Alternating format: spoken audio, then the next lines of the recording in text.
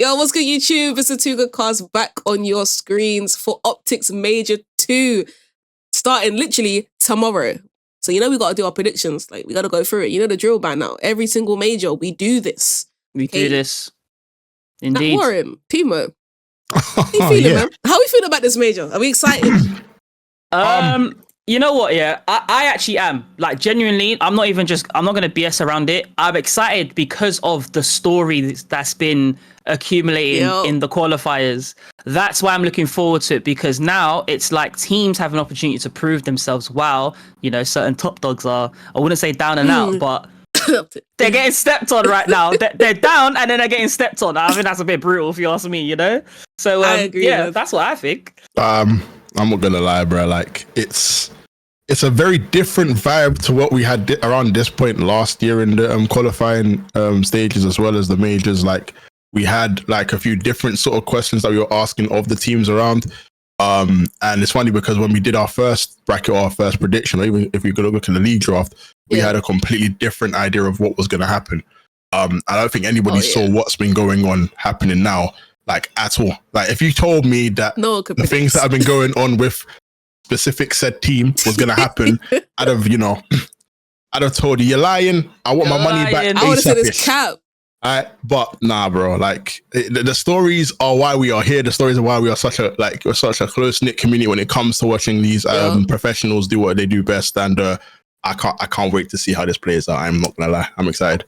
I agree, man. I think this is probably one of the more interesting years of the CDL. Like, it's not just, you know, the same thing every year. Okay, top four. Who's in the middle of the pack? Who's in the bottom of the pack? Because we know who the top four is. Now the top four is not the top four. Like, it's not the same top four we've seen. And even the teams that like are still the top four, they had issues at some point during the season. Like, super teams were made and then weren't very good at the beginning. Do you know what I'm saying? Certain players weren't that great and then they had to get back on form. So this is going to be a really interesting major. I think it's really going to give us like a snapshot of like, this is exactly where the league is at this current moment in time. What do teams need to do to change this now? So yeah, we're gonna start off with the first matchup in winners round 1. It's gonna happen on Thursday. LA Thieves and Boston Breach. We have our minor tournament winners versus Boston Breach. So I'll let you guys start. I'm interested to hear what team I might think. Well, as y'all know, Boston Breach was my team last year. It's good to see them back in this, you know. I guess this is actually a good test and a good time for them to be tested, especially with how things were last year. They haven't exactly been the best going into this matchup. However, I think they'll have a lot more confidence and they'll feel a bit more comfortable having been in this position before. They just got to play to the best of their abilities. But I'm not gonna lie, bro. These LA Thieves, they are teeth in the thing, bro. They are so wicked. They're doing something that, like, it didn't start off like this, and obviously we do know that super teams do take time to gel, and like the price that they paid was heavy, but they're reaping them dividends. And boy, all I can say is, Boston Breach, if y'all love yourselves, you cannot come into that game feeling like, oh yeah, like you got to come with that energy, right? You got to come in like, we're here and we're trying to do something different. You know what I'm saying? So, I'm going to give a quick snapshot. I got this. This is the last few games from the Boston Breach. Win, loss. Their last 5 matches in the CDL currently. And they got the Thieves next. Okay. They got the Thieves. They lost against all. These are the teams that lost against. No, bear in mind, they didn't lose against a top 4 team, in my opinion. They didn't lose against, you know, it wasn't Thieves or Faze or Surge or, you know, like a Carolina. Yep. Ultra's a really, really good team. Yep. But the rest of them, it's kind of worrisome to see that they only got 1 dub out of this. Very questionable. Very. Like I said, y'all were my team last year. You know, it's a new year now. And I'm gonna need y'all to. This is the right time, especially because it's a major. It's the best time to prove. Like, there needs to be some form of a statement from you guys. I need a statement. If there was ever a team that you could make a statement out of, it'd have to be LA Thieves. It'd have to be this game. Yeah. So what do you think the score would be then? Nah, bro. He said it, even though I said If that. you had to, if you had to listen, say it, listen. because obviously your heart don't really belong to any team, so this is just more like an look, estimated guess in a way, based on what you've seen so far. Look, man, I can be a motivator. I could be I could tell these boys they got to do what needs to be done. But I think this, like, you don't have to tell Thieves to do that, bro. Like, they just know what going on. Honestly, I think it's gonna be a whitewash. I don't see them. Oh, swear, straight 3-0. Yeah, don't see them. Do you know what? I was thinking the same thing. I think on paper, Boston have a good roster on paper. Yeah. It's just whether they can implement that into team cohesion, great plays and clutch moments, etc., etc. And I do think Boston have that in them, in the likes of like your Cammy and Snoopy, because I can't remember what game it was, but Cammy, I think, clutched up in a 1v1 like 3 times against a certain team. I can't remember which one it was, but he clutched up 3 times in a row in a 1v1. But we got to take into account this Thieves form right now, and I do agree. I think Boston get whitewashed. I think that's a 3-0. But what do you think, Piggy? Yeah, I mean, I don't think it's close. I mean, I would like to believe in Snoopy because he single-handedly can just make things happen. We've seen it so many times. Like, he can keep his team in the game. But Thieves on LAN, on the form that they're in, yeah, it's a 3-0, man. If they win a map, I wouldn't be super shocked. Like, it would probably be like maybe a SND, but even then, Thieves' SND is great. So I can't even give them a like pity map. Like, no. Not even I can't see it either. I did that last year. I learned my lesson. I ain't doing it again. Unlucky. People. Unlucky, mate. So can we all agree? Hot 3-0 for Thieves. Yeah. First match of the day. Yeah. I think Timo got it right there, to be honest. Yeah, I agree. All right, next up. This is gonna be a banging matchup. I am so excited to watch these teams go up against each other. Like, saucy. I really feel like these two teams, along with Ultra, are like fighting for that 4th spot. Obviously, you got I say 4th, the 3rd spot. I can't put OpTic in there anymore, but we'll talk about it. But you got Thieves and Faze, and then you've got like Surge, I guess you would give it to, because they have been really, really on form, came 2nd in the minor, and they've been playing a lot of top teams close, right? But even then, like, you got like Ravens and Ultra, they're all fighting for that like 3rd and 4th spot. So like seeing any of those teams go up against each other is always going to be a banger. It's always going to be a banger, in my opinion. For sure. So I'm actually more excited for this matchup than like the Thieves and Boston one. I want to see Ravens and Surge. I think it's much more of a matchup, and I think you're gonna get the best out of a few of these players. I think Surge have really been showing what they can do as of late, and I like to think even what we saw from the Ravens last year, like they gave us glimpses of what could have been had they found that form very late on, or rather very early on. But I think Surge have. Oh, I don't know. It's tough. It's tough. It is a tough one. It is tough. I definitely think both teams get a map. That I do know. Yeah, no, for sure. Yeah. I think both teams get a map at the very least. Agreed. No doubt in my mind about that. I agree with you fully. I mean, this is Ravens' last 5. One loss. One loss, which was against Thieves, which was against arguably the most informed team in the league right now. Exactly. There's no shame in that. Easy ones there, but they're on form. And look, they've only lost 2 maps. They've lost 5 out of the 1, 2, 3, 4, 5 that they played. Yeah, lost 1. Obviously, they got 3-0'd by Thieves. Yeah, but then they only lost 1 map against New York, and they only lost 1 map against Falcons. Exactly. So I feel like they've got a lot of practicing. They're on great momentum. I feel like they could carry it through, especially if like TJ's playing how he needs to play. And then if we just compare this as well with Surge's last 5 matches, 2 wins, 3 L's. Not the greatest, but 2 of those L's was against LA Thieves. So again, it's like, this one is obviously from the major. But also, what we can actually analyze from this as well is that despite them losing, they are fighting back. They are clinching maps. Like, look, against Ultra, they took 2 maps. That went to a map 5. Yeah, that went to a map 5. So even just looking at that, I'll be honest, I think that this Ravens game goes to a map 5. But I just don't know who takes it. I think, do you know what? I think Surge might take it. I think they've just got that little bit of ice. I want to say, a little bit of ice, and I think it's a 3-2 Surge. I want to say, go on. I will quickly point out, the last time they did match up, it was a map 5. Ravens took it, but this is a while ago, so we're not really going to hold on to Yeah, that. this was but in it was a January. map 5. I think at the same time as well, like I do feel like what I've been able to see from Surge as of late makes me feel that, you know, if it does reach a map 5, I think they've got that ability to kind of close it off now. Maybe they didn't have it as much before. I agree. Totally but agree I with that. think, yeah. I'm with you guys on that. I feel like after the minor 2 loss and how close it was, I feel like they actually taking that forward and being like, we can beat every team. And they probably fixed some of the things that you know, they messed up on a few things. They actually threw away a few rounds on that S&D and like a few moments before that and previous maps against Thieves. And they really and truly could have won that minor.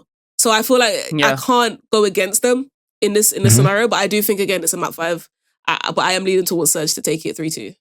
Yeah, because also remember, they took Ravens to a map 5 without Neptune. I do believe Neptune joined after January, he wasn't in Surge then. I believe so. So the fact that they've gotten so much better with him on the team, with Neptune on the team, I do think they have that slight edge. So yeah, I definitely stick with my decision personally. 3-2, yeah? 3-2 Yep, 3-2. Oh, I hope it's a banger. Because then, if we get... Look, it's the rematch at round 2. This is why this major is going to be good. I'm excited. Because even, let's say it is Ravens, right, that wins this. I'll still love to see Thieves versus Ravens as well. Do you get what I'm saying? Like, either or, it's a banger matchup, but I think it will be a rematch with Surge and Thieves. All right. Winners round 1, the next side of the bracket, we got Atlanta Faze and Minnesota Rokkr. Oh, do you know what? Yeah, the thing is, right, the reason why I sighed at the beginning, is because LAN Faze is a different team. It's unfathomable the way they could operate on LAN compared to qualifiers or online, as some would say. Yeah. However, it just depends if that Faze really turns up. If that Faze turns up, that could easily be a 3-0. But even if it's like, so one thing I've noticed about Faze is their complacency against other teams. When they know they can beat another team, that complacency creeps in, and then they lose like there's just certain kills that they should have got where it now flips the momentum of the game. Because against Rokkr, once they do have that momentum, it's like getting stuck in the mud. It's gonna be really hard to try flip that, and that's one thing I've noticed about Rokkr, which is why I've actually put Nero and Estriel in my fantasy team. Yeah, it's tough, but I'm gonna start off by saying they both get a map at the least. Well, Rokkr get a map at least. Okay. The only reason why I agree with that is because we've seen FaZe come out very, very, very cold in a lot of these majors. They'll win their match, they'll win it, but there'll be so many moments at the beginning where you're like, what the heck is going on with FaZe? Yeah. And then they'll just turn it around. They'll be down by 100 in the first half point, and then they'll just come back with like 3 hills back to back to back and then win the map. But like they will start off like that. Even if it's like goes on to like the S&D, they'll start off slow, then there'll be some holes that people can poke in them. And I feel like Rokkr is that type of team to take advantage of that, especially in like a S&D. So I agree. I think Rokkr does get a map because I do think FaZe are going to be a little bit of a slow start, but I definitely see FaZe taking this easy. Like I can't even analyze it because it's just like there's just no way. The thing is, I've seen for some reason, or even for some reason, it's just every time I watch FaZe against Rokkr, I always see these teams just going like bang for bang, shaking the whole universe on some Dragon Ball Z-ish. And I know that's kind of a big statement to make, putting Rokkr on that pedestal. But it's the God's honest truth. Like Rokkr really bring it to FaZe, and you will see it. You will see it tomorrow. Like some of you might watch this and then question my my thought process when it comes to the CDL. You lot will see it tomorrow. Rokkr can really go pound for pound against FaZe. It's just whether FaZe go into that beast mode flow state form where a Beezy and Simp just going absolutely ragged. You know what I mean? Yeah. So it just depends. But I feel like Cell might have a slow first series. He just gets warming up, but he's lucky he's got a player in Draza. I'll tell you that, because when Cell, I would say. I think it's going to be a 3-1. The thing is, there's a small part of me that's saying map 5, and then there's a part of me that's saying 3-1. No, I don't know though. I think there's too many variables for that to happen. If that goes to map 5, that's like that's a problem. That's a real problem for FaZe. The last time that The they thing obviously is- it's online, but the last time they did match up, it was a 3-0 to Faze. The thing is, though, what's good about that, though, is if you go to a map 5 in the round 1, you can actually assess more of what you guys did bad, if that makes sense. Whereas if you 3-0 someone, it's like, yeah, we did all these things great, and it's going to be harder to pick out the negatives, like when you wait for your next match on the next day or whatever. But in hindsight, that's true. I just don't see Faze allowing that to go to a map 5. I think 3-1. I think 3-1 is a realistic. It's a logical result in my opinion. Yeah, I think 3-1. The only way it goes to a map 5 is if Easter and Geo just did it. Like it's if all of them are just insane. Like even if 1 or 2 of them are insane, I don't think it helps that much. This is the thing though. This is why I like this matchup. This is actually my favorite matchup of the day when Major 2 happens, because I have been really giving Estriel and Nira their flowers as a duo, as an SMG duo. Like they've got this synergy between them. They understand each other's roles really well. Yeah. And to do that against none other than the 2 best SMGs, that's going to be a big confidence booster. Even if you lose, at least if you actually go out swinging, I wouldn't say good enough because it's LAN. You want to win, but it will give you a bit of encouragement in your losers run for sure. True. Which I think you're going to require quite a lot of personality, and you're going to have to rely on your character. Of course, you're going to have resolve and all the other characteristics, but when you're able to kind of play your game and your flow state in a sense, there needs to be a bit of personality about you to kind of get out of that. So. Yeah, for sure. I think that's a great point. One win, whether it be 3-1 or if it goes to a map 5, which I don't see happening, but that 1 or 2 map win that they can potentially get is going to be what they're going to need to kind of feed off of. So yeah. I agree with you, lot. As long as they play well against Faze, I think it's going to help the losers run. I think that's more so what we're leaning towards. So okay, 3-1 to Faze. All right, last winners match of the day: Toronto Ultra and Cloud9. Another banger. Or potential banger, as long as I'll be honest, I think that's a straight up map 5. That's a straight up map 5. I think both teams are I think it's gonna be like, let's just say Ultra take the hard point and then Cloud9 take the S&D. Ultra take the control, Cloud9 take the hard point. I think it's one of those games. Like it's just, do you know what I mean? Like I don't think it's gonna be a case of Ultra go 2-0 and then Cloud9 now have to reverse sweep. That is a possibility. I just think the percentage of that is small because Cloud9, they've got TJ, who's been performing well, I believe. Sib, who's looking like the guy. You got a vet AR in attach. TJ's on. You're thinking who's their sub Carolina. again? Was it their subs I actually don't remember their team. That's crazy. Sorry. It's their sub is Kremp and Mac. Yeah. Sorry, my bad, Fox. Sorry, TJ. No, it's because you're thinking blue. No, I know why. Because Carolina's one is like their logo's blue as well. Yeah, I'm still trying to get used to the new rosters. Sib and Mac, right, are 2 that I'm looking at very closely because I think people forget Mac is actually disgusting at this game. He's actually insane. But as a team, they have struggled because, all the online stuff that was happening, and then it took them like a while to kind of start gelling and whatnot. But if you see like the way they play together now, like with all the improvements that they've been making, a lot of it is to do with Sib and Mac. And to be fair, Attach has been mad consistent as well. Like he's made so many clutch plays, especially in S&D, that I feel like they're hitting that form now. Or like, I guess maybe a month ago, I'd look at this matchup and be like, yeah, Ultra winning is easy. Like, it's not even close. But I think Cloud9 is starting to hit like those heights that we thought that they would be at the beginning of the year, just like on paper, like looking at the team. And do you know what's crazy as well? This team has so much experience. You got a coach in accuracy, you've got a vet AR in attach, right? And then obviously Sib, who's just like, I see Sib as like a Slayer AR, like he's incredible at shooting with an AR. And then obviously Mac, who's like, I think an underrated player. Obviously Kremp I feel like he's still got to earn his stripes in the league, in my opinion. He's really good in S&D.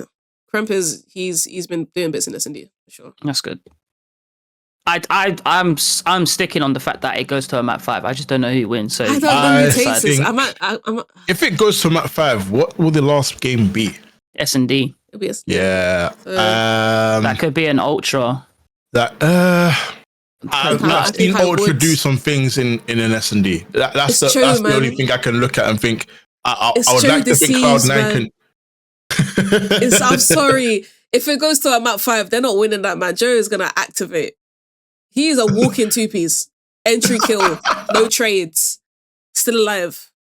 Ultra are pretty good because Insight here. I've Insights, and when you've got players like Insight and Kleenex on your team, that's what I'm saying. Your S&Ds, you don't even have to be. You shouldn't be nervous going into S&D because they're basically a walking guide. Like you go to a new country, you see Kleenex and Insight, they'll guide you. They'll guide you. That's what I'm saying. You know what I mean?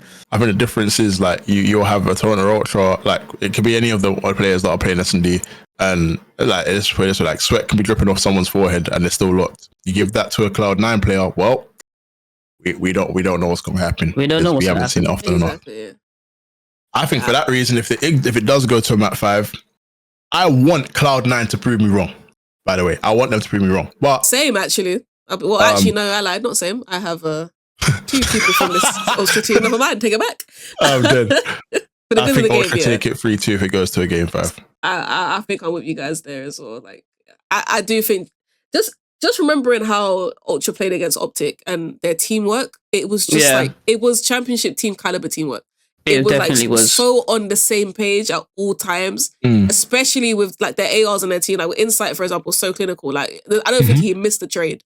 Like I don't think he wasn't looking over somebody at a point. Like just very on point, and I feel like that's gonna help on LAN, especially like sitting next to each other, feeling that energy. Like I feel like they're gonna take that, and I think they really want that top 3 spot. Like they're like, listen, we understand Surge came second and whatnot, but we're here to make a statement. So yeah, I couldn't agree more. All right, with the winners bracket now, the winners round 1 side of it, things filled out. We now have our elimination round 1. And based on our decisions, we've got a Boston Breach and Miami Heretics matchup. I can tell you already without having to blink twice what's going to happen here. But if you're thinking what I'm thinking, go on. Let's see if you're thinking what I will say, is that there is definitely, there's 2 ways to look at this, right? There is hot and there is like cold, and then there's sub-zero type of cold right now, right? And I think y'all know who I'm talking about when I talk about sub-zero cold. But like, I think we all have our reasons for thinking so. I mean, obviously they've made a change more recently in regards to coach, I believe. So I know that Vegas Falcons are obviously the team I'm talking about, guys. But look, I don't think if the Ravens play the way that we think they're going to play in terms of Boston. Boston. Okay. Look, I think the Heretics probably take it from Boston, if I'm being clear. Really? I feel like I've seen a lot of up and down when it comes to Heretics. And I know that obviously OpTic had to be really bad for them to really like do what they did. But you got to play with what's in front of you. And I think Heretics have more or less done well when it comes to that. I would again like to say, Boston, I still love y'all. But I there's something about a loser's run that just I haven't seen enough from Boston for me to think, they would overtrump a Miami Heretics. I think Heretics starting will probably they will have to start hot. I don't know how Boston will treat having lost to would it be Faze in winners? They've lost to Thieves, right? I don't know how they would treat losing to Thieves. I just question the mentality, and if their shift in mentality changes, any different from last year to this year, that's how I'm going over it. I'm gonna give you some statistics here, right? Both teams have lost 4 out of their last 5 matchups, so both pretty arse. If you ask me. And the only win that Boston got was actually against Miami Heretics, which was a 3-1. Of course, online, might not completely count that, but I feel like you should. Weirdly, like I feel like Heretics should win this if you just look at the teams in general. Like I feel like Boston has been really bad for a really long time, whereas like Heretics have had like really high highs and then they'll just like have a slump like they're having now. Yeah. If it wasn't for that OpTic match that even though they won it, they were so bad in that match. Like that hard point, and I know everyone watching knows what hard point I'm talking about. That first hard point was on red card was the worst hard point I've seen any 2 teams play. It was the worst. It went down to time. I don't think anyone broke 150 points. It's not what makes it enjoyable. It was horrible. No, like everybody was just making mistakes. And yeah, they won that series 3-0. I mean, OpTic, let's not even talk about it, but it didn't give me any confidence. So to me, in my head, they're actually 0-5 in the last 5 matchups. 0-5. They're 0-5 and they lost to Boston. So it's like, I get how bad Boston Breach is, but I think I would actually have them winning over. I would actually have Heretics winning over, Boston winning over Heretics. Purely because I look at people like Snoopy, who, like I said, he might not be able to carry them to a win against Thieves, but he can do some damage against Heretics. And I feel like when he's on point, the rest of his team do start to slightly pick it up, especially if it's like a slightly easier team to like do that against. And I feel like, you know, your Awakenings, your Purges, your Camis, I feel like they'll carry their weight against a Heretics team. I don't feel like they're giving too many issues, especially pacing wise. Like everyone gets overwhelmed by like Heretics pacing, where then you've got Snoopy and the Purge. Like it kind of matches them man for man, in my opinion. In terms of score's probably a hard one, but I can see Boston. This might sound crazy, but I can actually see Boston 3-0 in this team. Oh, I can't. I see upset potential. That's not me saying Heretics win it. I just think there's upset potential there. Because we've seen what Miami can do on LAN. Like when they do enter that mode that we've seen them in before. True. I think one of the LAN events, I don't know if it was last year or this. No, I think it was last year, Modern Warfare 3, where they ended up in like a quarterfinals or semis. I think they had a mad run. Yeah. I mean, I know that's only one time in like the org's history or wherever it may be. Yeah, but it's just the fact that I witnessed that, like that's possible, and I know going through their heads right now that they probably think they could like reach them levels again, or maybe even further. But going back to what I said, there is upset potential, but again, I think it's a map 5. I think it's a Boston 3-2. I think Boston edges it because of the point she made, Piggy, like you said, the like Snoopy, because I genuinely think Snoopy is better than the whole roster. Wild statement, or cook me in the comments. Snoopy's the do best what person you need to do in this lobby. Like these 8 players, Snoopy's the best player in the lobby. By 4. So close. Yeah. So I think it's a map 5, and I think Boston take it. I feel like John Cena having turned my back on Boston now. No. He don't even want to sing in that song no more. You know what I'm saying? He done with us. He broke up with us. He should have came out with the thugonomics. They should have came out with that. Yeah. Yeah. So Piggy says 3-0. I say 3-2. We need a medium here. We need a medium. I'm not even putting a medium. I don't think it's. We gotta average it out. You gotta pick a score and then we can average it out. So you guys think it's we think Boston win. You think it's a breach win? Yeah. Yeah, it's a breach win. We know that. We just don't know the score. Yeah. I'm gonna go 3-2. Okay. I think it's a 3-2. Listen, I feel like it's either going to be a hot wash or a grueler. Like, there's no in between. I don't think it's going to be a 3-1, but it's either a hot 3-0 or 3-2. So I'm happy with a 3-2. Now, back to what you were saying. Back to what I was saying. Ravens versus Vegas Falcons. We're looking Take it away. This is basically Scorpion versus Sub-Zero, right? If I've got my Mortal Kombat fans in here, you know what time it is, right? Fire beats ice every time, right? That means Scorpion beats Sub-Zero every time. I'm having it in the comments. I don't care. Look, Vegas Falcons, y'all have got work to do. Y'all got homework to do. Y'all have got coursework to do. Y'all have got a dissertation to do. Yeah, let's just put it that way. Ravens ain't got that much to deal with, if I'm being honest, right? So I think that's a 3-0. And listen, when y'all are ready, right, come back and we'll revisit this conversation. But until then, those are my thoughts at this moment in time. Thank you very much. Yeah, do you know what? It's like a small, the tiniest bit of part of me is like, I feel like they could take a map because it is LAN.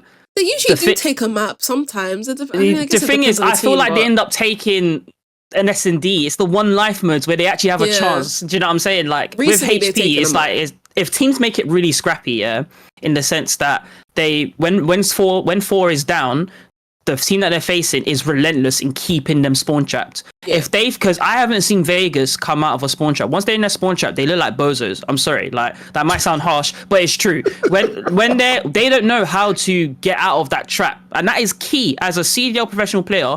If you are in that trap, you need to know how to like be patient or know what angles to take in order to get out that trap, and then give the comm to say, right, this lane is open or wherever it may be.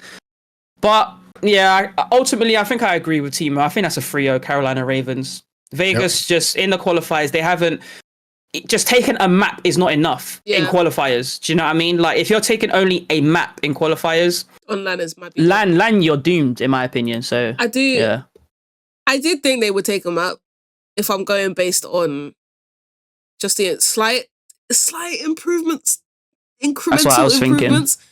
But when you add in like the LAN atmosphere, like they don't have, and obviously they've been on LAN before, but they don't have a ton of experience. And to be going through all of these woes that you've been going through and then have to go in front of a crowd like that against other people, against, we'll say in comparison, vets, like the players in Carolina Royal Ravens, a comparison of vets. Like they can just replicate, they'll be able to replicate it. And they do, I feel like they do get better on LAN sometimes as well. Weirdly, when they get to elimination bracket though, I feel like Carolina gets really good when they're in the elims, which is weird. So I think I'll agree, 3-0. Yep. Would we be surprised if we saw a map win from Vegas? I don't think we'd be surprised. I don't think I wouldn't be surprised. But because then I'll be looking at Ravens and I'll think, okay, if you guys, if it's like one of those like a common mistake that they can easily just iron out, then I'm not gonna look at that map win like, oh my gosh, Vegas just outplayed them. Okay, yeah, you got the map win and congratulations for that. But it's not anything to be happy about, you know what I'm saying? That's probably what they're getting. Yeah. All right, cool. Going further down. This is where it gets interesting, everybody. This is where it gets really interesting. Okay. Minnesota Rokkr versus OpTic. Where do we begin? Now, I just want to say, like, I already made my mind up with this because I kind of knew that Rokkr was going to get OpTic based on our predictions, yeah? And all I'm going to say is, if OpTic, regardless of the result, beat Rokkr, that is a good stepping stone on home turf because that Rokkr is a formidable team. Yeah, obviously it's very subjective, and I'm slightly biased as well because I got 2 of the SMGs in my fantasy team. But if OpTic do take that win, like if they win against Rokkr, that's a good stepping stone in the right direction because then you got either like a Cloud9 or Gorillas mate, and when you look at the standard, it kind of eases off. It eases a little bit because your standard's really high for your first game against Rokkr, who just played Faze or whatever. And then, obviously, I've got some respect for Cloud9, so I would say that's still kind of the same standard. But then if it's LAG, I know they got the Kismet and them lot, but I still think that OpTic, they even beat them actually. They beat them for the final in the qualifiers. Match in qualifiers, so I think it's a good stepping stone if OpTic beat them. That's a big if, but personally for me, I think that game, I think logically as well, I don't think anyone would think this is a wayward an opinion, but I think that game goes to a map 5. I think it could be an OpTic 3-2. I don't know. I think it could be an OpTic 3-2. The thing is, it's so unpredictable because, like, based on the form OpTic have been in on qualifiers, I feel like LAN could just be a completely different team, and it's very much viable. Like, I'll be honest with you guys, that LAN team, they could just be like, you know what, forget about everything we just went through in the qualifiers. Today is what matters. If they go with that mindset, we could see that OpTic that we saw back on the back end. Yep. True. Like, it doesn't get worse than that. But Scump did say though that their scrims, the thing is, Shotzi on stream said that their scrims is completely different to their online qualifiers, and that's fair. However, Scump said that he watched their scrims against Faze. He didn't reveal the score, but he can say that game, lasted a while. You know, like so that's why I'm thinking. With that being said, from Scump, I'm thinking, okay, if they're looking better with Skies in their team against Faze, I think they can win this game against Rokkr for sure. Yeah. I think I honestly don't think this goes to a game 5. I feel like if it goes to a game 5, it's just they can't let it. Like, it's one of those ones. It might be good for them to get a Grueler out the way, but I actually think the honeymoon phase with Caesar Skies is gonna get them a 3-1 victory. I do think Rokkr might take a map though. Because I just can't see this team on 4 days of practice not dropping one map. You can't, especially with S&D, like you scrim that a lot less than you do on the respawns. It's a lot harder to like find a system that works for you with a new player, like to just slot them in. Like respawn is a little bit different. Well, it's a hard one actually. Respawn's also kind of hard to do. You know, but Respawn it's is based Respawn. on People based are used on to the type of AR Skies is as well. Yeah, like look how well he complemented Hydra's gameplay and stuff. Yeah, you know, so Skies is with a very selfless player there, as well. Like he doesn't really play for stats. He's not really usually even on the NYSL team, you know, championship team. People weren't really looking at Sky as like, oh my gosh, he's made this play and that play and he's done this and this and done that. But he was a very, very strong backbone for his team. Kind of reminds me of what Kenny kind of did for OpTic when he was on point. But I do think that there is an element of a honeymoon phase. I know OpTic cannot lose this map. I know it sounds silly because you can't will yourself a win. I get that. But OpTic can. Okay? The OpTic, like, Destiny, drum cheat, all of that, it's all coming out. Yep. The ring ceremony. I'm sorry, but there's a little level of judge that is going to apply. And I feel like they're going to win that first matchup. I'm also looking at potential them versus Cloud9. That's going to, I don't know, when we talk about like potentially that, if that happens, that might be something different. But I think against Rokkr, I don't see, I don't see them losing this at all. I think you got to look at it like this, right? You've got OpTic who are, you know, going to be trialing, I say trialing, but effectively this is that Skies is now a member of a team for those I don't know. But I can only see it being a positive from here. Like they need to, especially being on home, so like you just go look at it like this, right? You are supposedly a top 4 team, right? Realistically, you've had a bad few months. Okay, it surely doesn't get worse than what we saw last, right? Yeah. So the best way to attack that is to just completely like take this as a, you know what, I have to, like, we need to win every game. There is no let up. There is no, I will give them this. No, there's no giving anything. You've given everything already, right? You've given away everything already. Let's now, you know, recalibrate, rebuild, and of course, reclaim. So, yeah, man, I need the boys to pick themselves up, dust themselves off, and go again. So. By the way, we still love you, Kenny. Get some rest and go again. Man. Well, love you, Ken, man. I hope he's at the ring ceremony. Reals. That'll be a nice moment. I mean, I've seen on Twitter that a bunch of fans were like trying to rally people together to wear green bandanas to honor Kenny when they actually go to the major. A lot of them were like talking on Twitter. So I really hope there's like a big crowd of people wearing green for him. Yep. It's got like his name, that personalized with his name on it and stuff. So yeah, it's, I mean, with all this OpTic stuff, obviously we won't fully dive into it because like a lot has happened. For those, like Tima said, for those that don't know, Kenny has been dropped from OpTic Gaming. They have picked up Skies. A lot of the only thing I kind of want to touch on is just like the hypocrisy of the CDL, like in terms of community casters, the lot. Because I've just seen for weeks, I have seen this team be berated over and over again about how bad they're playing, right? Everyone's YouTube videos has OpTic thumbnails, even if that's not even the main topic of discussion. Breaking point. Love you guys there. But you know, and a lot of people have specified that Kenny has been playing the worst Call of Duty he's ever played in his career. He is literally in the bottom 5 players of the entire league. Across the board, Control, Hardpoint, S&D, bottom 5 players, and he's in OpTic Gaming. So we all knew he was getting dropped. Anyone that's any tweets I saw about, I can't believe they actually did it. What are you watching? Like, what are you watching? Of course he's getting dropped. It's not even a question. But the only thing that, you know, you could have had a kind of a debate on is like the timing, right? Because we talk about, you know, having 4 days practice with Skies, how that's going to affect the team. Yeah. And that is because they have dropped Kenny literally the week before the major. So it's like, some people were saying, should they have just waited until after the major to make such a decision? So, and some people were saying, well, better late than never. I'm one of those people. Better late than never, right? It's not ideal. I wanted them to make this change weeks ago. I feel like they should have made this change weeks ago. But I feel like if you have the option to, if it's either risk more points and potentially not making champs because you're going to play badly, like at a major, or risk picking up a player who is also a championship quality couple days before and hoping that works, that something in your team dynamic changes for you to get at least further than 12th. I go with them making a decision a week before rather than waiting until after the major. If they get 12th, they can't take that risk to get 12th again and to get no points. They can't. We're looking at OpTic Gaming potentially not making champs at that point. That's crazy. Pretty much. You can't take that risk. So I get the controversy and the, oh my God, timing's bad, all that. But there's no way Kenny didn't know that this was a potential thing from like The 2-3 writing weeks was on ago. the wall from early. Yeah, exactly. Everyone knew something was going to happen. Let's be real. Let's be adults here. Like, especially with where we're at, like you know?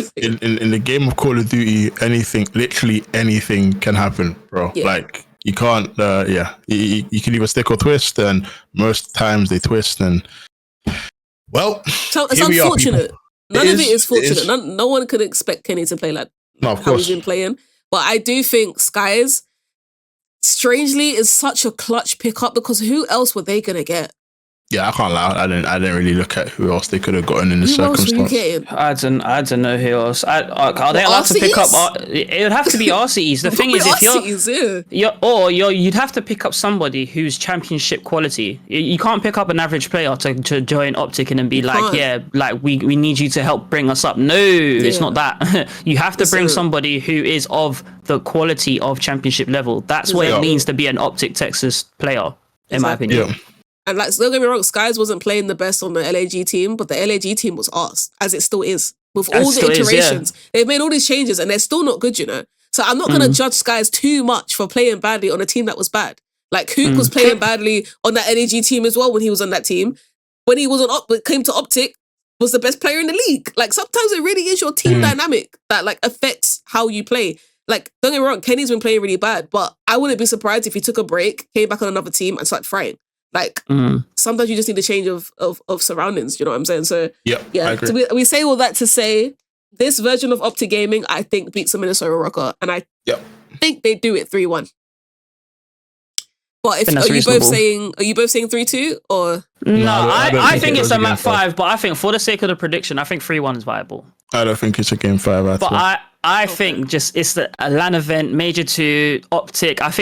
I don't think OpTic is the only team that's going to be really up for it. I think you're right. Yeah. I think other teams, when they hear that OpTic's hosting a major, it's like, right, this is going to be a good major, just naturally, you know. Yeah. So I personally think it's a viable prediction, but I still think it could potentially go map 5. That's fair, man.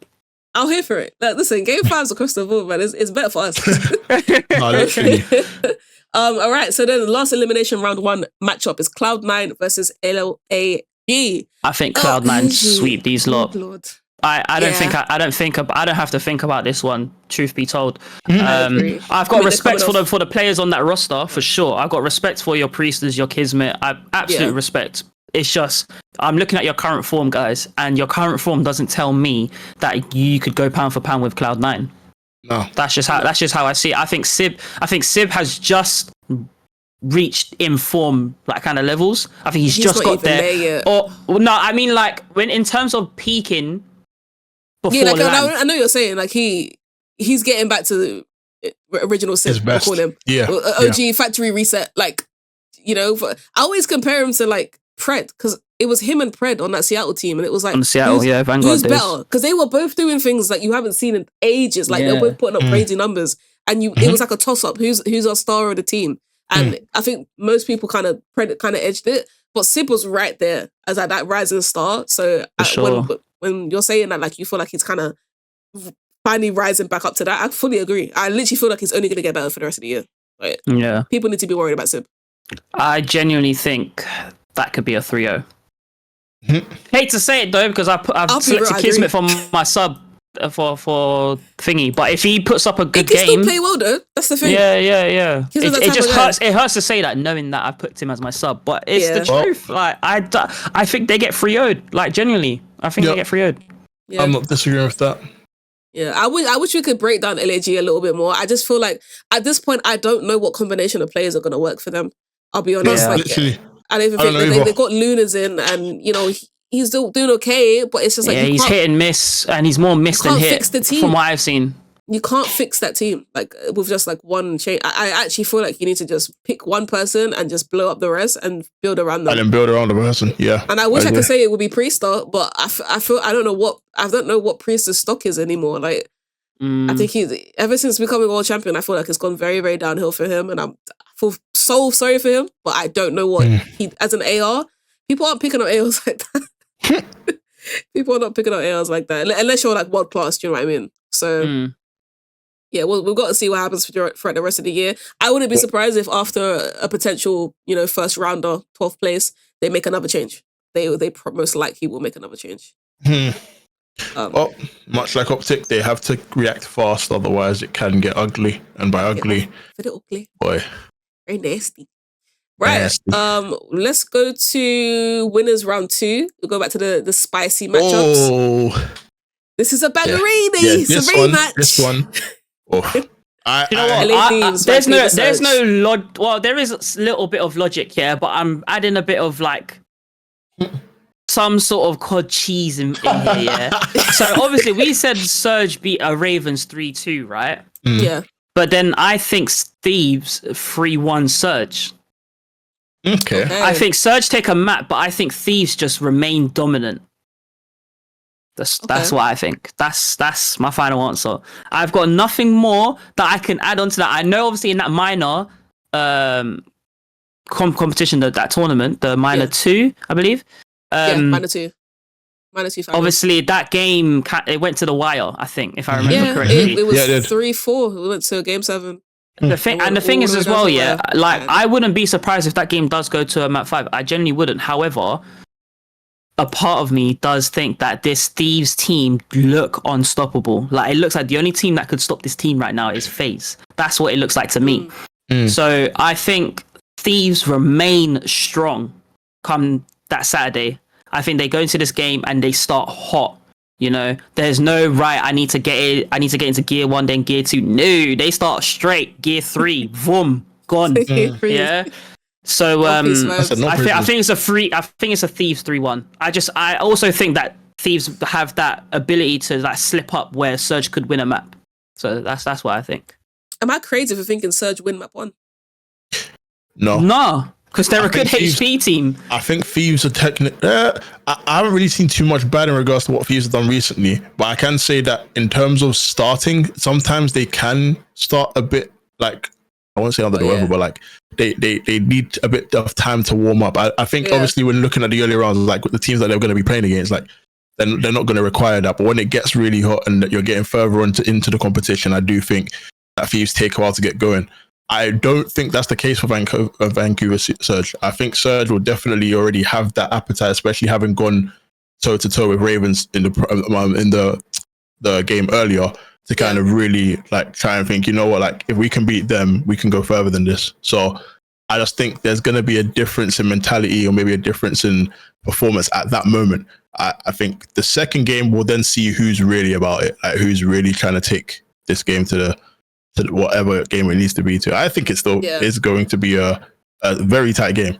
I think it's going to be a 3-2 Thieves, but it could go either way. It can literally go either way. Vetoes do matter as well. Like it's so hard to sometimes predict these matchups because we don't know the maps. But I think Thieves' S&D is just too good. Like they're too clutch. Like even if it's close, they've just been winning their S&Ds. Yeah. Like mostly, do you know what I mean? Like, the percentage on S&Ds is so much higher, and S&Ds is what wins these matchups. It's what's win championships actually. Goddamn. Yeah, it's true, and their control is insane. Like it's so hard to go against them because like their control is insane. They're super clutch in S&D. Don't get me wrong, Surge is a really good S&D team as well. That's why this is a hard matchup, because Surge is also good in hardpoint and S&D. So it literally feels like a 50-50 matchup. Do you know what I mean? That's why I think it's a game. That's why I really do think it's a game 5. Because I'm like, I feel like Surge win map 1. I feel like Faze will win map 2. I feel like Faze win map 3. I feel like Surge might win map 4. And then it's like, I feel like Faze will win map 5. So somebody's gonna have to come. I'll go 3-2. Or it goes 3-1. I'm saying 3-2 as well. I'm saying 3-2 Thieves. Okay. Yeah. Can you get with that, Warren? I mean, majority rules, right? Yeah. All right, fair enough. I love this. Diplomatic. All right. Another hopefully banging matchup. I want this to be a freaking group. I want it to be a banger. Faze and Ultra. I would love for that to be a banger. Definitely take Faze, but yeah, nah. And here's the thing, I think if Faze start, they'll steamroll. If they win that first game, they will steamroll. I can see Toronto getting a map. I won't say they won't get a map. I don't think that's terrible. I think they get a map. Yeah. I don't know. I think at best it could go to a map 5. I do see a 3-1. I see a 3-1. That's what I see. Yeah. I mean, I look at the way that Draws has been really good lately. Like I don't know how recency bias. I don't have too much recency bias because the last couple of series, you're right, by the way. The last couple of matches, he's been, playing better than kind of expected. I don't really ever look at Draza to put up crazy numbers like that. I just see him getting people's trays and kind of holding the angles that he's meant to. Yeah. And just not dying unnecessarily. He's really good at not giving away his life. I've really noticed that. Yeah. Sure. I hate praising this guy, man. But he's in my fantasy. I hate praising him, man. But like I kind of you got to look at matchups at this point. I think we're getting to the point where we're looking at players more so than just like teams and their history against each other. I'm looking at like individual players, and I love Joe Deceives. I feel like he's an incredible player, but I feel like what he was able to do against like OpTic, he's not going to be able to do against Faze if they're doing their job. Like it's so hard to see. Like I know Cleanix is also amazing. Like they have the pacing 100%. Like they might be able to go ban for ban, but I just don't see Insight and Beans holding it down. The way that Draza and Celian probably will. So I just don't see it. That's actually a valid point. And I love Insight. He's actually become one of my favorite ARs in the game. I just love how he plays. The thing is, though, looking into the like history as well. Sorry, I don't mean to cut you off there. No, do you? Just looking at the history of the teams as well. A FaZe Ultra match is always a banger, like always. Like if you look from the Vanguard season, in fact no, even before that, from the Cold War season onwards, if you notice, if you actually go back and look at FaZe Ultra games, those games are serious. Like I know obviously the rosters are different, but if we look at the orgs, just like it seems like there's this rivalry, like a small rivalry there between the two. Because I believe FaZe beat them in the championships in Cold War.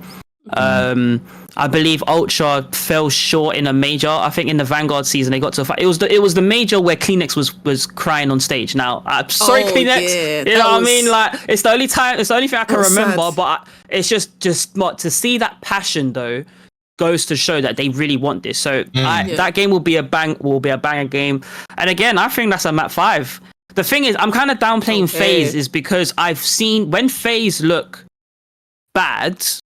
It like they make other teams look good, exceptional. Like they make them look brilliant, and it's not the fact that they're getting absolutely shit on. It's just like even the smaller mistakes you guys are making, the other teams are capitalizing on it, and it's like vivid. Like it's so blatant that because of these mistakes you guys are making, and because you probably rarely make those mistakes, when you're facing other players, they're like, oh, so Abizi didn't rotate here. Normally I'd expect Abizi to be here. I'm ready for this gunfight. I think it's just little things like that teams clock on because FaZe rarely make mistakes because of how good they are. So I think that's a map 5, but I do think it's a FaZe 3-2. Javier, I feel like you got PTSD. You think? Yeah. I think you got some PTSD. I agree. Because I know this is when we start getting here, winners round 2 and 3. That's usually winners round 2 and winners finals. That's when FaZe sometimes get upset and they just drop to losers. And you're just like, bro, how do you keep doing? Because remember I always tell you, FaZe will drop to losers, then they'll get OpTic for some reason. OpTic will be in losers, and then they'll beat OpTic and just turn up like their last game didn't happen. It happens all the time. Tournament. So I feel like there's an element of that. Like we always see a weak FaZe at LAN for some reason. For whatever series it may be, there's always one series that we're looking at FaZe like, what the heck? This might be the one. It could be. It could be.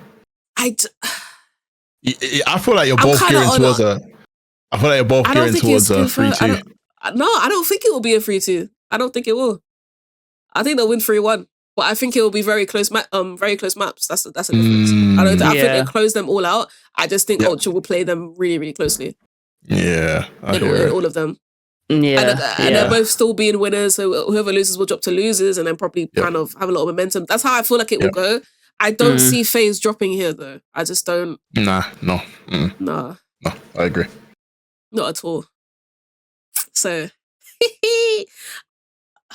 I really don't believe in it. Hey, majority rules, innit? I'm saying 3-1. It was Timo that's got to decide because you said 3-1. I said 3-2. I said 3-1 to begin with. Oh, 3-1? Okay. All right, cool. Yeah. Yeah, viable. Oh, you see when that 3-2 comes, yeah, and you see the message from me in the chat, yeah? Hey. I'll be shocked. Hey, I'll hold my hands up. I'll be like, damn, they got that dog in them. I'll be like, I told you lot, these gays are baggers. Or we are losers. I will be shocked. We are on elimination round 3. No, I like elimination round 2. We got, we'll do round 2 2. and then we'll do round 3 afterwards. Yeah. But we do have Ultra after that prediction there. We've got Ultra dropping to elims round 3. So who do we see out of Boston Breach and Royal Ravens moving on to face Toronto Ultra? I personally think Ravens take it 3-1. Yeah. I think this is where Boston crash out now. Yeah. I think they crash out here. Yeah. Agreed. Steam runs out, right? Ravens take that 3-1. I think they will continue the form. Because think about it, they dropped from winners. Yeah. Right? And then I feel like they will a couple maps and then they'll find their like little flow state form. And then they'll take that into, because the thing is, against like the Vegas Falcons 3-0, that's going to give you a huge amount of confidence, you know? Oh, I like that. They're both losers. No, are they both? Oh, no. No, Ravens started in winners, yeah. Oh, you're talking about Ravens. Sorry, I thought you were talking about... Yeah. No, because I was just saying, like, starting off in winners, the standard is really high. And let's not forget as well, the teams that have dropped in losers have already played, and those in losers, that'll be their first game. Yeah. So I think because Ravens have had match experience already, it's like they will get to where they need to be quicker there and then. Mm-hmm. So once they bypass Vegas Falcons, I think against Breach, they will literally go full throttle and just destroy them. Yeah, I think Boston gets... I don't think it's close. And also think about it as well. If you struggled against a Miami Heretics in a 3-2, then what makes you think you could take even you could probably take a map against Ravens because they do have tendencies to slip up. But Ravens are a strong team. They're very well organized. And like, it's just... Was it pure vets on that team as well? No, that's Cloud9 actually. No, the Ravens got they got Slasher, Vivid, and TJ. Like, that's a good team. But some people look at that roster and think, oh, you know what? Like, there's not really any superstars there. You're right. There's not really superstars, but we're talking about a very well organized team here.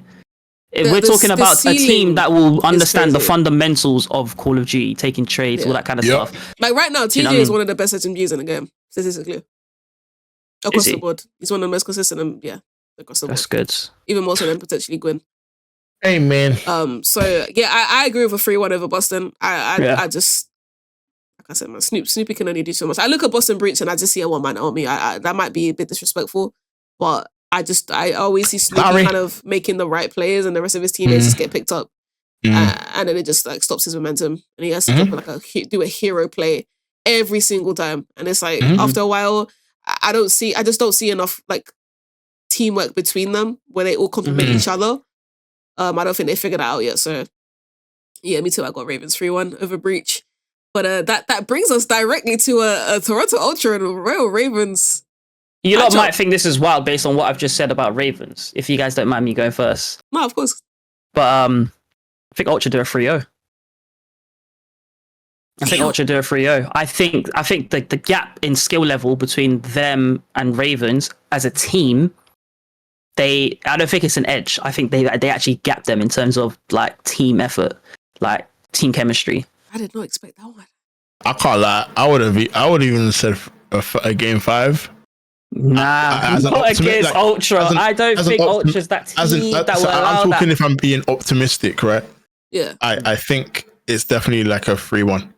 I think Ravens are good enough to get a map, and if they get a second map, I'm on to you, Warren. But I think they can get a map at least.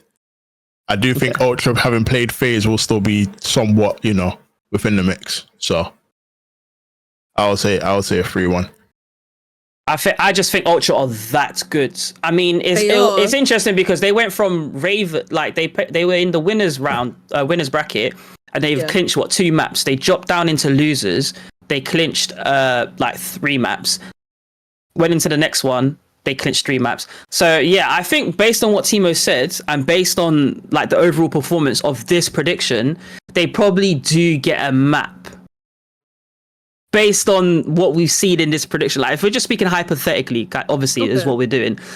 So yeah, You could say the 3-0 it could be a little far fetched, but I genuinely think Ultra are that good. So I'll bend the knee. I'll bend the knee and say, you know what, guys, I'll give it to you. Because mine is so far the other spectrum. I think Ravens win this 3-2. But you lot know I got a weird thing with Ravens anyway. Like, elimination Ravens is just different gravy. They're different. They're just different jus, different roux. You know, give me something else that's thick and saucy. Quick. What do you mean? Oh, see, we're not in sync, man. No, sorry, you lost me.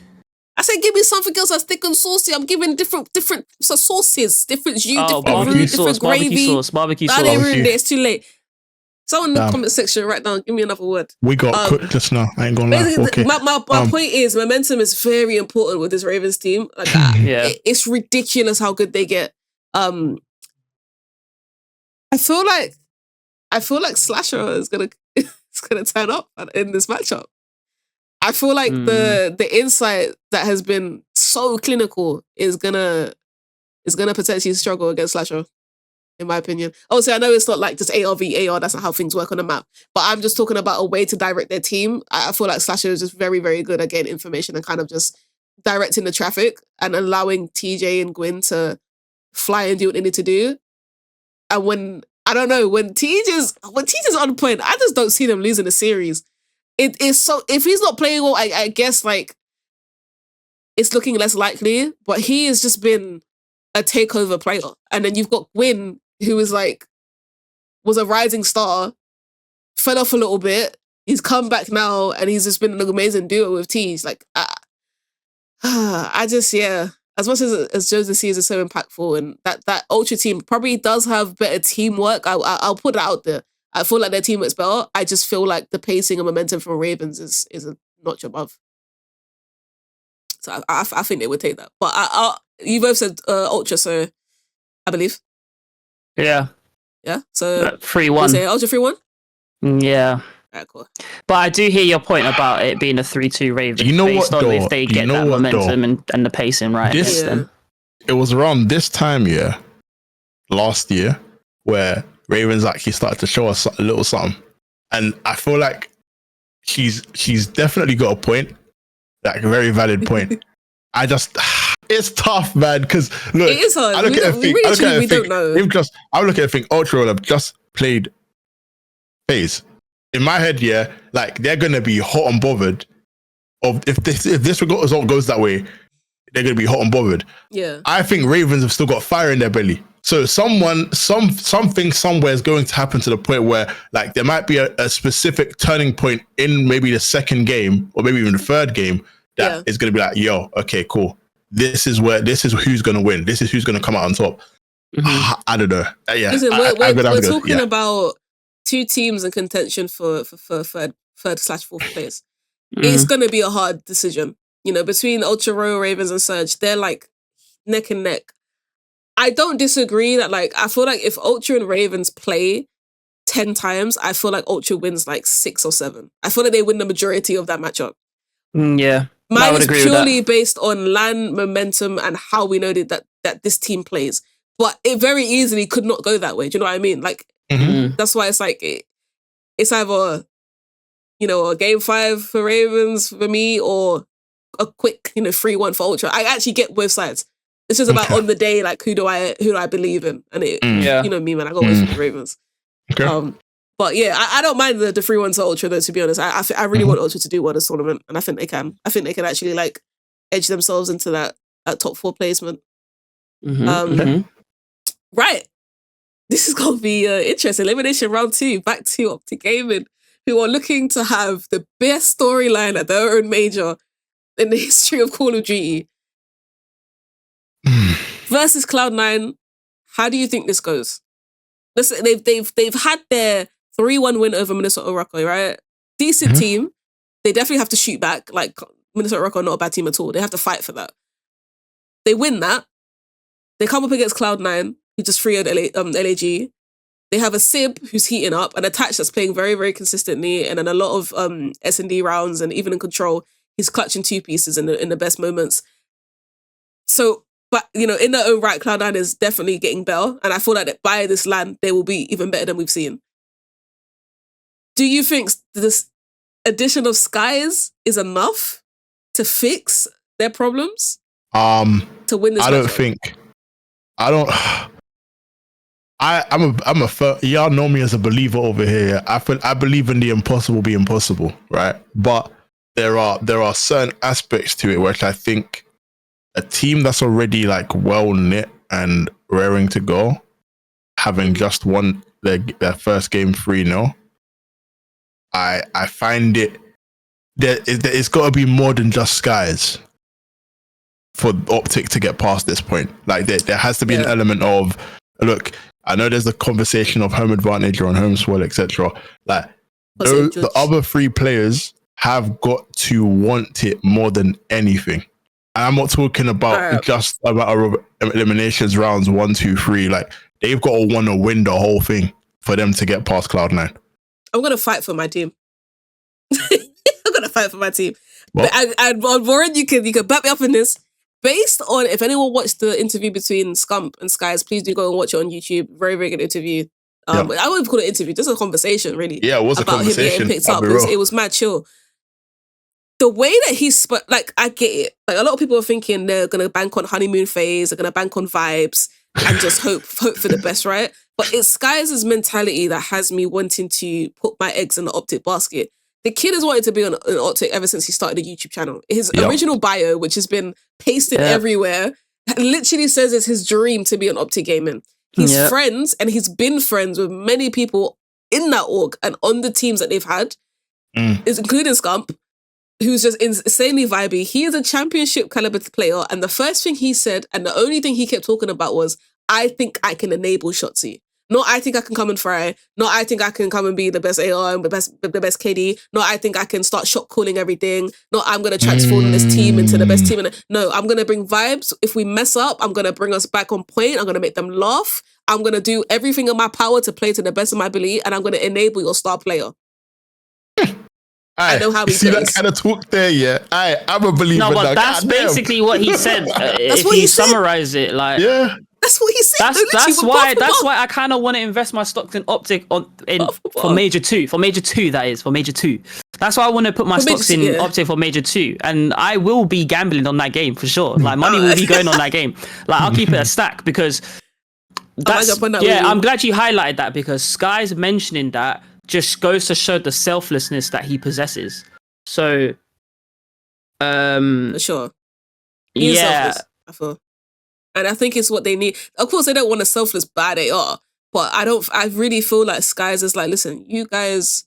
I actually think he might even enable Dashy a little bit more if they figure out their pacing. And the second thing he said was, everybody has been talking about the pacing issues because him and Dashy are both slower paced ARs, and somebody needs to change. He specifically addressed that and said, I've already been working on it. I'm not the same player that you saw before.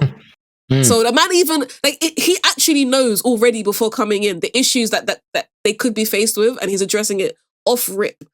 Like, I get it, 4 days practice might not be enough to break bad tendencies and bad habits, but I've got a player who's admitting his own flaws before he's even joined the team. When the other players in the team weren't that quick to do that. Every time they were asked what's going on, we'll get through it.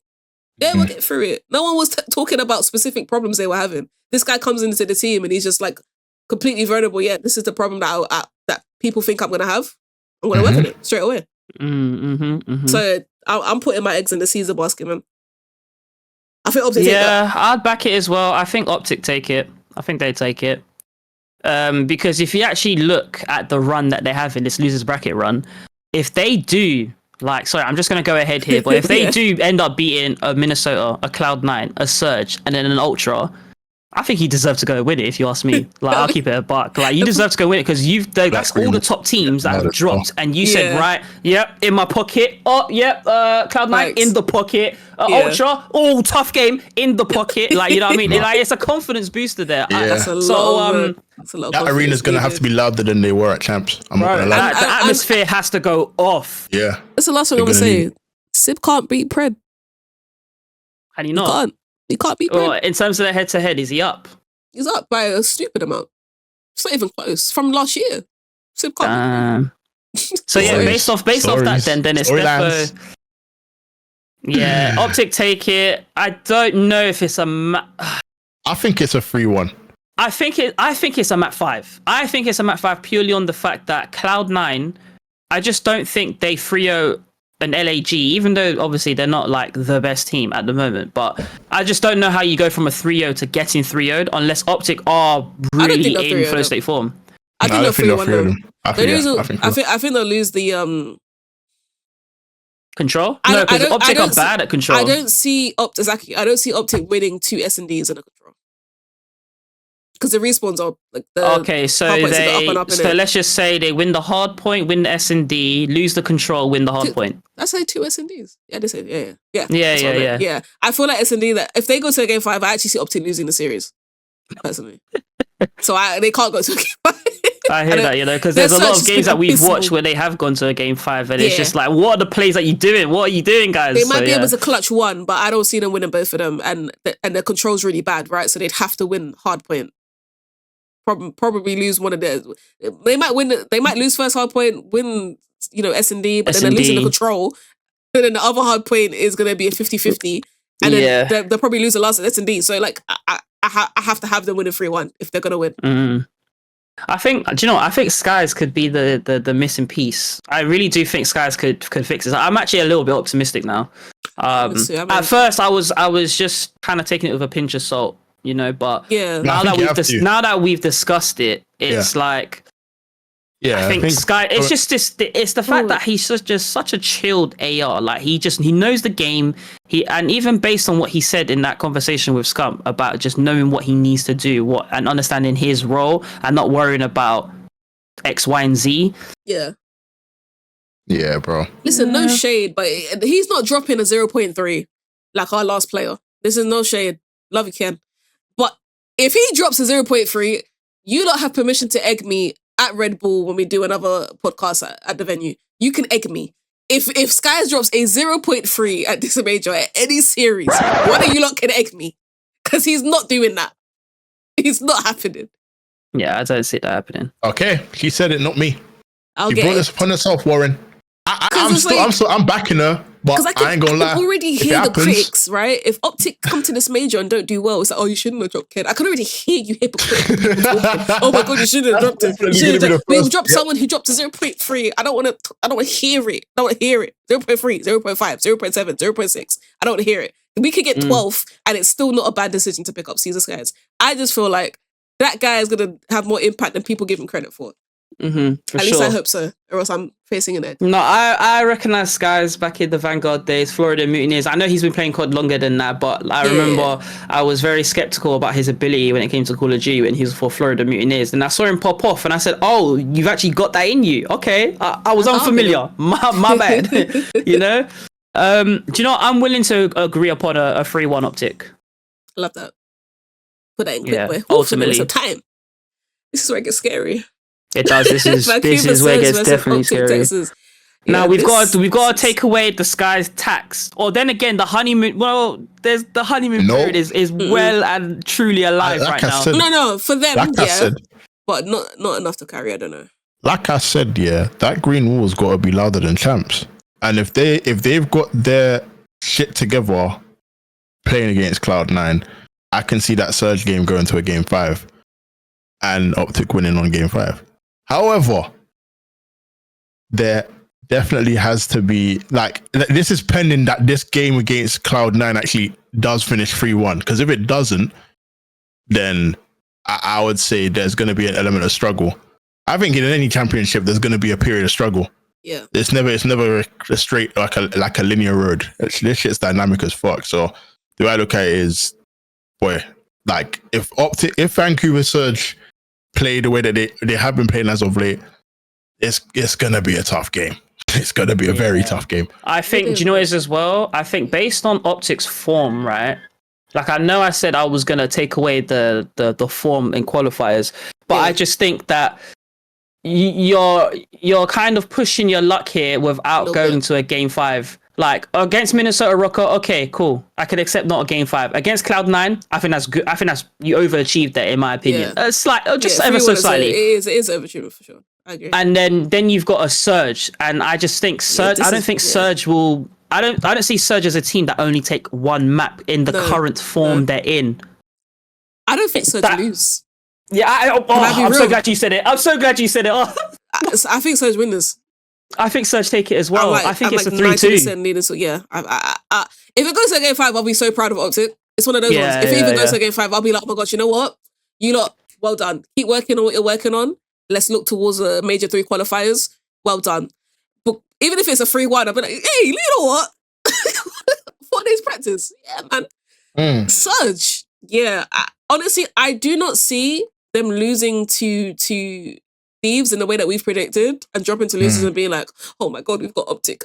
No, I feel like they're going to be super confident. They're going to want to get back. Exactly. And get a rematch. I feel like they're going to be even hungrier because they're probably going to be reminiscing about the minor and how much work they put in and they were so close and they beat all the top teams. They beat Faze, for goodness sake. They are not looking at OpTic. Like, I'm not saying they're going to underestimate them, but I'm saying they're not going to have fear. Even against all the green wall and I don't think any of that is going to get to them. I feel like they're just going to focus on where they literally were and how close they were to winning the tournament and just want to get straight back there. So I don't see them dropping this match, personally.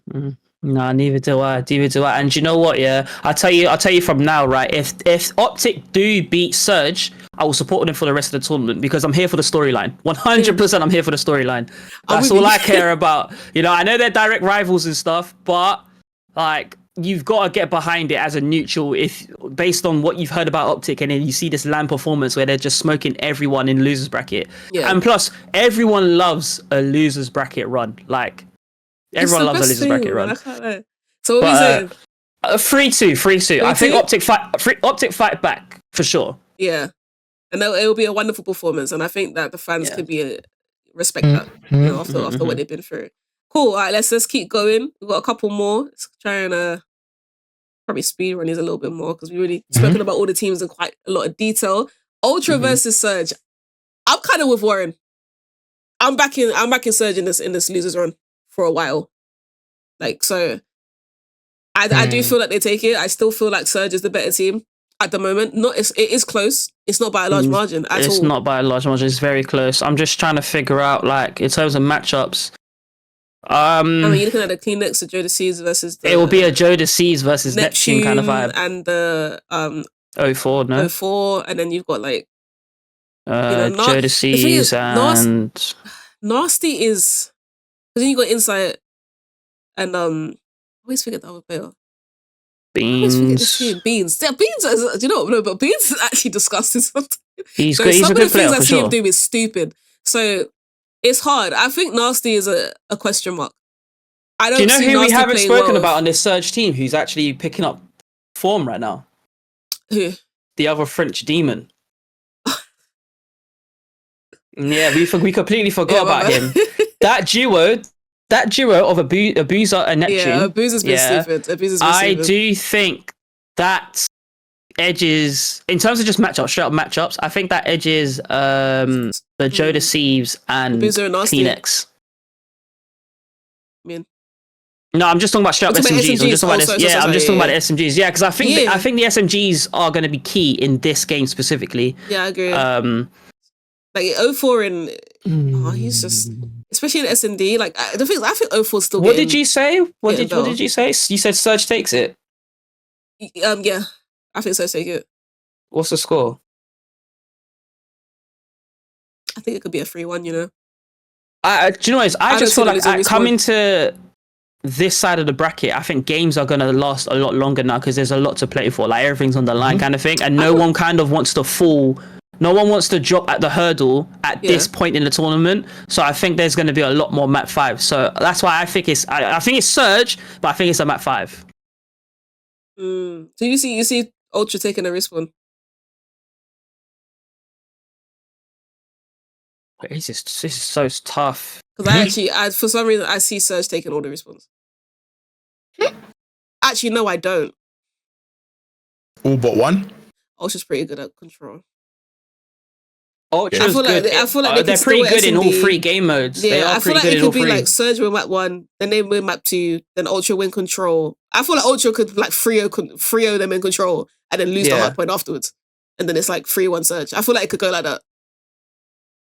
They could completely dominate when they're in control, but then just lose the map afterwards. I've seen it. It's happened before.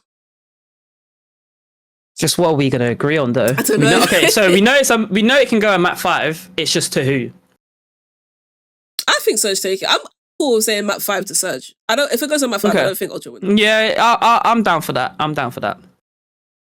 I think because I have actually been watching Surge closely, and they do play some textbook Call of Duty. They do. But so do Ultra as well. But it's just, if we're taking into account form, like the most informed team, Surge is Surge. I think Surge rises to the occasion of the opponent.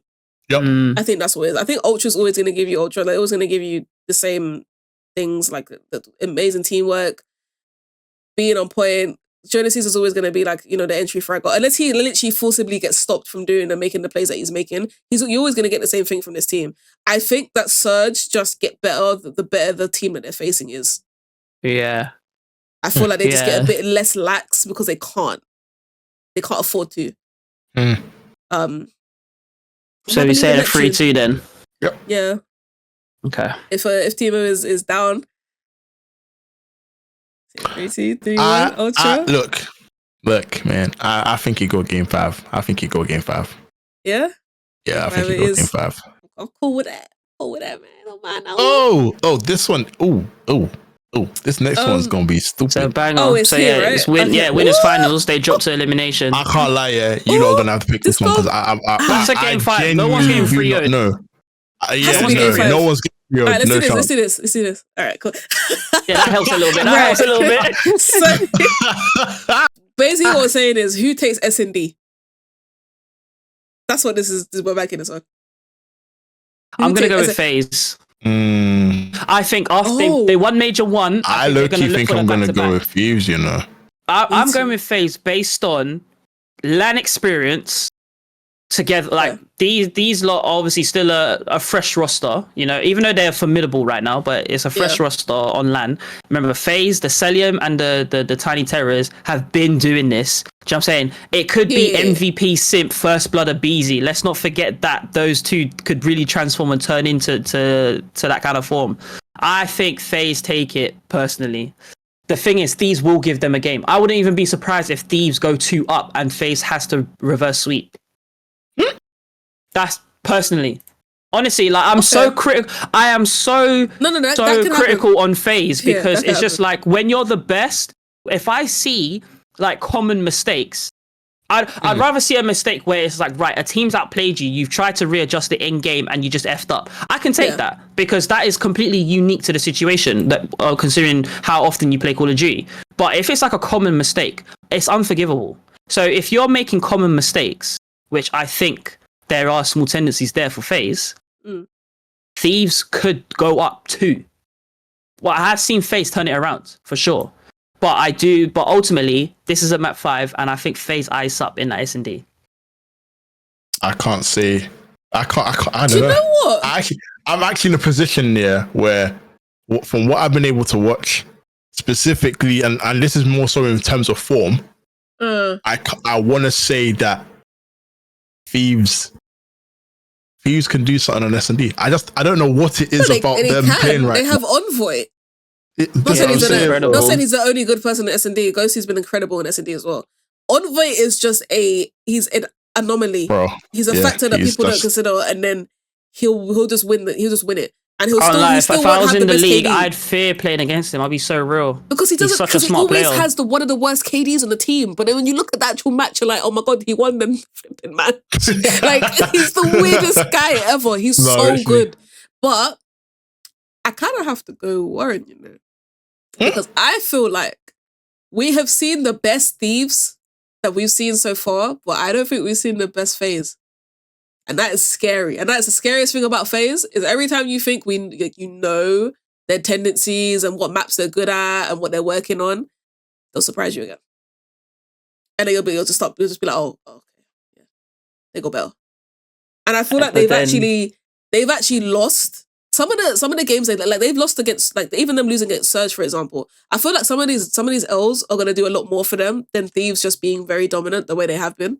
Don't get me wrong, it's still anyone's game. Like, you'll have like half people in the world will say Thieves, half of them will say Faze. there's no right or wrong in this. It's just purely what we believe the teams to be like on the day. And I feel like I feel like this is where Thieves kind of take a dagger. I think this is where, people realize they're still human. Man said, okay, what I'm hearing is this is where they earn their first stripe. And then, lose it. Yeah, no. What I mean is that's like their first real wound. You know what I mean? Like, like their first real. And that's an experience from like I feel like every super team has it. Like you've had that one loss that's like, okay, you know what? That shit hurt. It hurt really bad. But we reassess and we go again. This is what I think it is. I feel majority rules. Majority rules, I genuinely don't know which way this is gonna go. But yeah. I'm going Faze, you're going Thieves. Warren's going Faze. I'm going Faze. Oh, Faze. I mean, we in for a treat. I ain't complaining. I don't care what it goes to. I also need Thieves to lose because me and Warren are in playoffs with Nibsy, and we need that. Yeah, do you know what? It would be nice if Thieves get knocked out really early. Yeah. What I will say though, I'm not gonna lie to you. This is where it gets interesting because we have another rematch. We have a rematch. We have a second rematch. Well, it'll be major. The third. Second rematch in the major. Rematch in this major. Yeah. Thieves and Surge again. This is based off on us thinking that Thieves win 3-2 over Surge in winners. So we've got a hot Surge. Game 5, going through elimination. Game 5. Thieves just winning out and then losing game 5 to Faze. I think Thieves 3-1. I think Surge will have exhausted their ability to constantly win at a how do I explain it? It's almost like when a cat has 9 lives and every time they get close, like once they get close to death, it's like they're back. Right? This is them on their 9th life. I don't think they're gonna come back a 10th time. That's just how and I think they have the ability to do it, but they have to prove me wrong. This will be the first time I look at it and think, damn shit, cats live 10 lives. That's it. That's the one right there. I think Thieves take it purely because I feel like it just comes down to the team that adjusts quicker. And I think that's gonna be Thieves. I think Thieves will be a lot better at adjusting on the fly. I don't feel like the momentum from Surge is going to be an overwhelming impact for Thieves. Like that, again, it's a little bit mentality based and just who can counter who. Like, because don't get me wrong, just because we got Thieves winning against Surge in the earlier matchup doesn't mean they're not going to learn anything from that match either. Yeah. Obviously, Surge will too, but like I'm that's what I'm thinking. Like on that day, who has the better players and the better team to put together a game plan that quickly? And I feel like Thieves probably do. Especially with the coaching staff, man. Like, Agreed? Yeah. Coaching staff, yeah, man. But I still think it go game 5. Do you know what? If you both agree on a game 5, I wouldn't have thought it. What? I think it's a 3-1. Yeah, I think it's a 3-1 Thieves. They just. Oh wait, you know what? Yeah, no. When I think about it, I literally just said 9. Like, no. No. Yeah. I think they win one match, but I don't feel like they take it. Take it to the distance at all. So this will be a great showing. It will be. It'll be a great showing. So based on all of our prior predictions, we have a grand finals best of 7 matchup: Atlanta Faze and LA Thieves. I don't know who wins. Basically, the 2 best teams in the league. I don't know who wins. I mean, if we got Surge losing, then these will now be the 2 best teams in the league. Yeah. I feel like we should leave this up to the 2 good cuts community because I can't lie. Alright, guys, in the comments. It's the first time we can leave a video on cliffhanger. Actually, I lied. I said it. Love the fact that Thieves won the minor. I really do like the team. It's weird how I like the team a lot more now. But I think I'm ready for Faze to assert their dominance once again. And because I look at this Faze team and we look at where they were last year. And if not for EWC, this Faze team would have broken up. Right? Since then, they've been good, like still top 3, never fell out of the conversation, but they have not been as good and clinical as expected. They have shown signs of weakness in many areas. And I feel like they had an opportunity when Thieves weren't doing that well to like completely just be like dominant, and they were in like qualifiers. But when it comes to like the majors and stuff, like I don't wait. Who won Major 1? Faze. Oh yeah, I'm trying to shit them. I forgot they won Major 1. I can't lie to you. Yeah, they. I forgot who won the minor. Yeah, for that's Major what I'm 1. thinking. Is that I when think Thieves it might was have been still a bit- Thieves. Is that when Thieves was still a little bit sheepish? Yeah, A bit they were a shaky. bit shaky, Yeah, right? it was Hydra that didn't know what form looked like in Black Ops 6, Right. and then it slapped him in the face and said, "Dude, you're meant to be here." Form just said, "Yo, this is what you look like in like 2 months' this time." guy, bro. Yeah, I'm trying to remember. I forgot they actually won Major 1. Well, I don't know. I just think they need another one under their belt. I think they need to stop Thieves' momentum a little bit.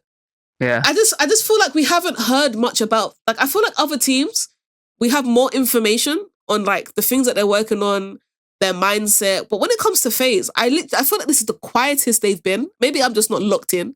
But outside of the actual matches, like, no, but I just mean in terms of like knowing what's going on in the Faze camp. Like, this is the least I've known about what's going on in Faze camp. So now I'm like, it's kind of scary to me. Like, I feel like they have literally been preparing for this major. Yeah. Do you know what I mean? They're just getting on with it. They're just getting on with what they have to do. They're just getting on with it. Yeah.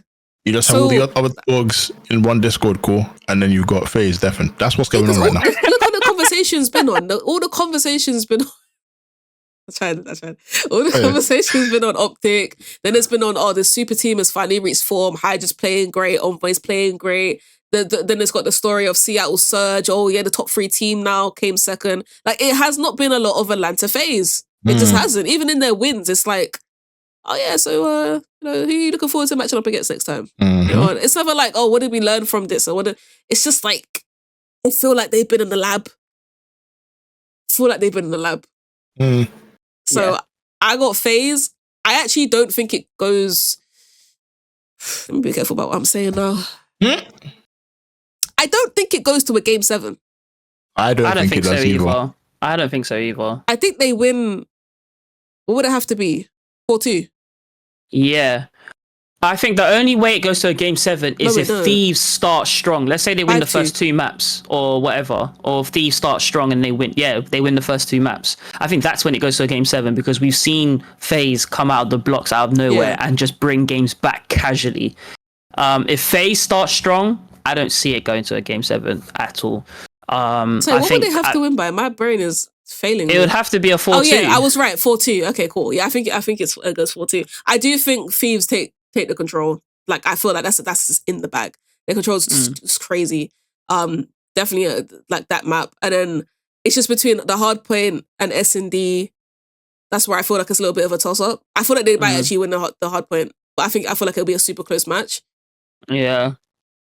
And then from there, I think they'll just grab another map along the way. That match is going to be a banger. It can literally go any way. That's how good Thieves are. Like, obviously, no disrespect to Faze. Faze will, still Faze at this current moment. But Thieves have looked like a completely different entity. Like, they have just evolved like crazy, Like, I never expected Thieves to just look like this. I expected them to be a good team, but I didn't expect them to be a formidable team. I've been using the word formidable a lot because that is the only word at the moment I can describe this Thieves team. They look unreal, and the fact that they look that good, and I'm there putting them against the likes of Faze just goes to show how good they are.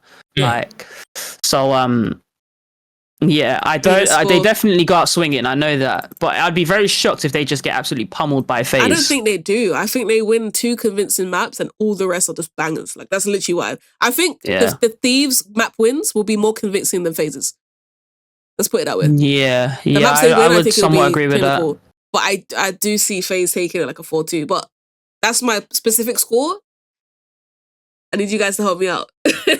Well, if you think Faze are gonna take it, do we have any Thieves winners? Anyone that thinks Thieves is gonna take it? This is us that we got to take Nipsey down. Take him down. Those that don't know, Nipsey is in the lead. By any means necessary. Any means necessary.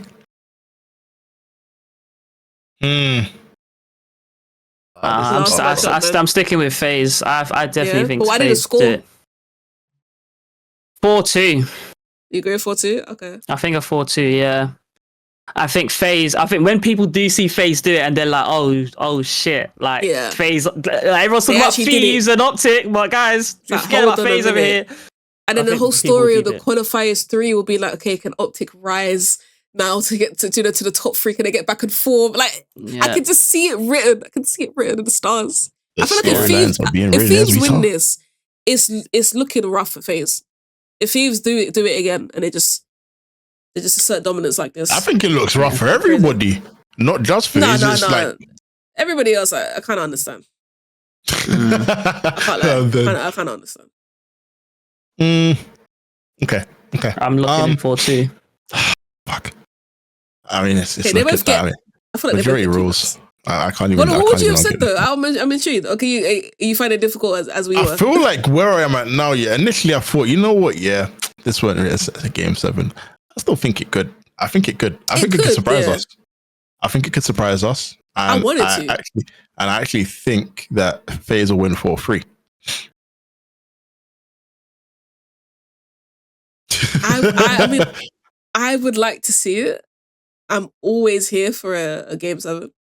We just don't get them that often. So I'm like, are we really going to get blessed twice in a row? I don't know. Amen. So we'll leave it 4-2 for now. But I think we all know what we're actually hoping for. And what can actually happen. Nothing is far-fetched. We could flip this score and be like, damn, like... Anybody could end up anywhere. But this is what we've come to the conclusion of. Well, this is the Too Good Cast Major 2 prediction bracket. We've got Faze taking it all over Thieves in grand finals. Yep. And we get to find out over the next couple of days. I mean, the matches start literally tomorrow. I'm going to have this video up basically now. I've already got the thumbnail made. W me for being proactive. Thumbnail's done already.